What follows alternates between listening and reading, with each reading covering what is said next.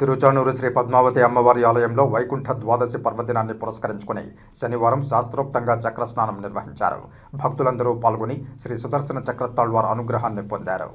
వైకుంఠ ద్వాదశిని పురస్కరించుకుని ముందుగా శ్రీ సుదర్శన చక్రతాళ్వార్ను శ్రీ పద్మావతి అమ్మవారి ఆలయం నుండి పద్మసరోవరానికి ఊరేగింపుగా తీసుకువచ్చారు. శ్రీ పద్మావతి అమ్మవారి పుష్కరిణిలో ఉదయం స్నపన తిరుమంజనం నిర్వహించారు. స్నపన తిరుమంజనంలో భాగంగా శ్రీ సుదర్శన చక్రతాళ్వార్లకు పసుపు, చందనం, పాలు, పెరుగు, తేనె వంటి సుగంధ ద్రవ్యాలతో అభిషేకాలు నిర్వహించారు. అనంతరం ముఖ్య ఘట్టమైన చక్రస్నాన మహోత్సవాన్ని వైభవంగా చేపట్టారు. సాక్షాత్తు శ్రీ పద్మావతి అమ్మవారు ఆవిర్భవించిన పుష్కరిణి తీర్థంలో చక్రస్నాన ముహూర్తాన స్నానమాచరించిన వారికి 66 కోట్ల పుణ్యతీర్థ స్నాన ఫలం దక్కుతుందని పురాణాల ప్రాశస్త్యం. భక్తులందరూ హరినామ సంకీర్తనలతో పవిత్ర స్నానాలు ఆచరించి శ్రీ పద్మావతి అమ్మవారిని దర్శించుకున్నారు. శ్రీ సుదర్శన చక్రతాళ్వార్ శ్రీ పద్మావతి అమ్మవారి పుష్కరిణి నుండి ఆలయానికి ఊరేగింపుగా చేరుకోవడంతో ద్వాదశ చక్ర స్నానం మహాఘట్టం ముగిసింది.